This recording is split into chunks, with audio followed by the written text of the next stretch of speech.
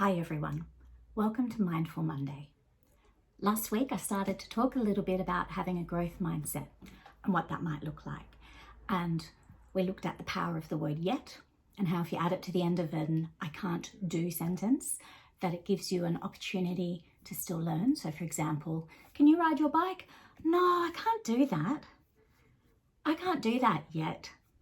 Shows that you're willing to give it a try, put in that effort, and do the learning and the practice and the work that needs to be done in order to achieve that goal of learning how to ride your bike.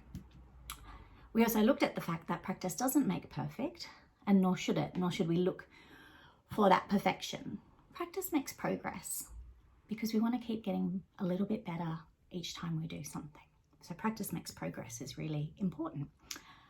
I have been doing a lot of searching on Google, and there are many posters about having a growth mindset. And so many so that I will show you a couple now, but I think it's up to you if you really want to see the language being used. Either look it up for yourself or have a think about it and come up with your own language. What I mean by that is any poster that you see for growth mindset will have normally two sides, either two sides of the brain or two faces facing each other or whatever it might be. And there will be phrases that you might hear yourself say when you're stuck in a fixed mindset, like this is too hard, I can't do it, I give up. A growth mindset challenges each of those phrases. So this is too hard, I need help with this. Saying you need help, that's a growth mindset because you're willing to give it a go and you know that if you ask someone, you might have more luck in getting further with it. So each negative fixed mindset is challenged with a differently worded, more positive growth mindset phrase. And so that's why I want you to think about the types you might use with yourself, whether it's at school or at home, and this is very much one for adults as well as kids, and how you can rephrase those things. Sometimes we don't even realize we're in a fixed mindset, and it's about being mindful in your life, in your language, to determine whether or not that's where you are. So it can also apply to people who are doing well.